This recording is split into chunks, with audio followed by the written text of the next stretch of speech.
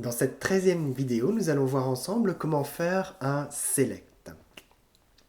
Alors, dans une méthode de la classe DB, dans une fonction de la classe DB, on va écrire donc les choses suivantes.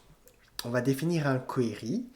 Donc le query s'écrit en SQL, select no, surname from friends.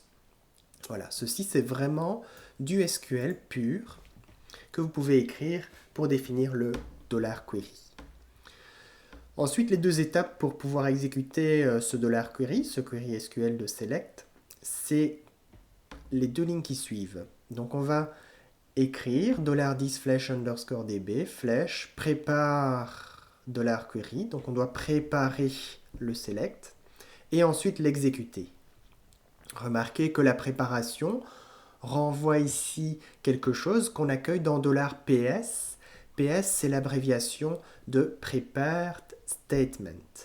Donc en fait, c'est un objet de la classe PDO Statement. Voilà, ça représente une requête préparée. Et une fois qu'on aura appelé la méthode execute sur cette requête préparée, ben ça représentera $ps le jeu de résultats, donc les lignes de résultats qui sont associées à la requête select. Alors c'est recommandé donc dans la documentation de travailler avec prepare et execute. Voilà, pour la petite histoire, il y a une autre manière d'exécuter une requête de select, mais que nous ne verrons pas ensemble. On va s'en tenir à cet exemple-ci. Une fois qu'on aura réalisé donc ce select, qu'est-ce qu'on va faire? On va voir s'il y a des résultats. Donc avec une fonction prédéfinie rowCount, on va voir s'il y a des lignes de résultats de notre select. S'il y a au moins une ligne de résultats dans les résultats, eh bien on va pouvoir les parcourir avec un for each ou un while et la fonction fetch. Donc voici ce qu'on va écrire en pratique. Donc en pratique, le but de la fonction ici db, c'est de renvoyer un tableau d'objets. Voilà.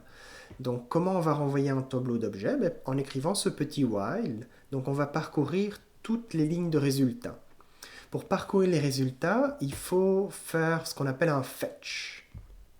Donc ici j'écris $ps flash fetch. Ça va me renvoyer un objet qui représente la ligne de résultat suivant, s'il y en a. Voilà. Alors s'il y en a, j'accueille ça dans $row. Et si on n'a plus, $row devient false. Et donc on ne va pas rentrer dans le while. Voilà. Ici on écrit quelque chose en PHP qu'on ne peut pas écrire en Java.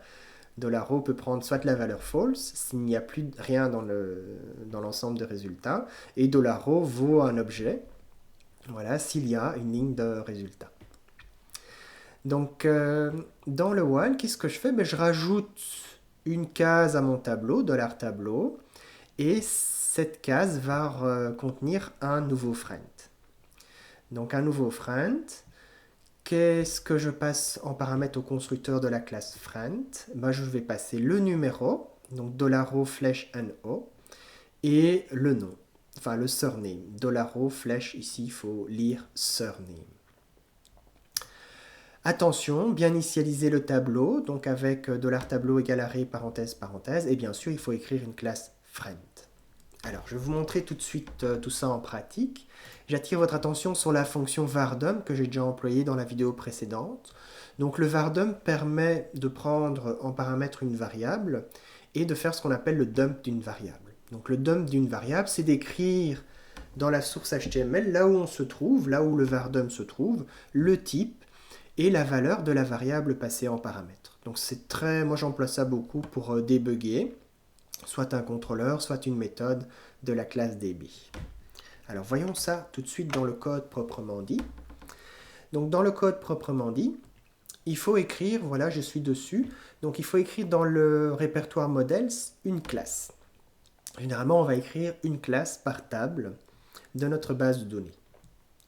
Alors, la classe friend donc, va contenir deux variables privées, $_no et $surname. Le constructeur va prendre donc en paramètre un $no, un numéro, et un $surname, donc un nom. Voilà, et tout simplement on va affecter donc les paramètres aux variables privées en écrivant $10 flash underscore no reçoit $no le paramètre. Et aussi $flash underscore surname égale $surname le paramètre.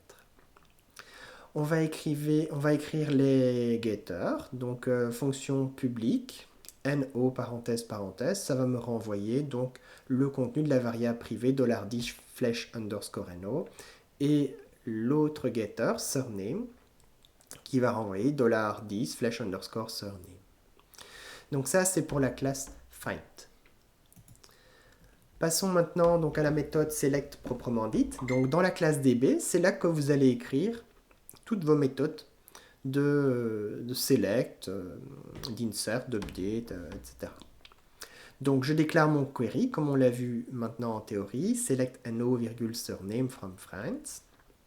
Je prépare ce query et je l'exécute. Je déclare mon tableau qui va contenir donc l'ensemble des résultats. Et je fais mon petit while, donc while $o reçoit donc $ps flash fetch. Tant qu'il y a des lignes de résultats dans l'ensemble des résultats, ben, j'accueille ça dans $o. Et chaque fois, donc, je crée un nouveau friend à l'aide de la classe friend. Et je prends donc $o flash no et $o flash surname comme paramètre du constructeur. Donc là, j'ai un nouvel objet que je rajoute dans le tableau $tableau. Pour débugger, pour bien être sûr que je vais renvoyer au contrôleur qui m'appelle le bon tableau d'objet friend, je fais ici un vardum de $tableau avant de le renvoyer. Qu'est-ce que ça pourrait faire dans le navigateur? Voilà, ici j'ai rajouté quelques enregistrements dans la table friend. Et donc voilà, on voit bien qu'ici le tableau qui est renvoyé, db class ligne 40, eh bien c'est un tableau de 4 éléments, indicés 0, 1, 2, 3. Et donc là, j'ai bien chaque fois un objet de la classe friend qui contient donc chaque fois un numéro et un surname. Donc on voit ici les 4 enregistrements de la table friends. Ok. Donc mon contrôleur, donc c'est le contrôleur qui va appeler les méthodes db comme je l'avais initié dans la vidéo précédente. Donc ici, vous voyez, dans la fonction run, j'ai $tabFriends qui, dans mon contrôleur, va accueillir le résultat de ma fonction db selectFriends, qui donc va me renvoyer un tableau d'amis. Voilà, un tableau de friends. Et donc j'accueille ça dans mon contrôleur, dans $tabFriends. Et je pourrais, pour réaliser l'affichage de ce tableau, vraiment d'un point de vue HTML, ce $tabFriends pourra passer à la vue accueil. Et c'est dans la vue accueil que je pourrais faire un petit for each pour afficher le contenu proprement dit de ce tableau $tabFriends. Voilà. Donc ceci clôture la vidéo sur le select. Je vous souhaite à tous une bonne continuation.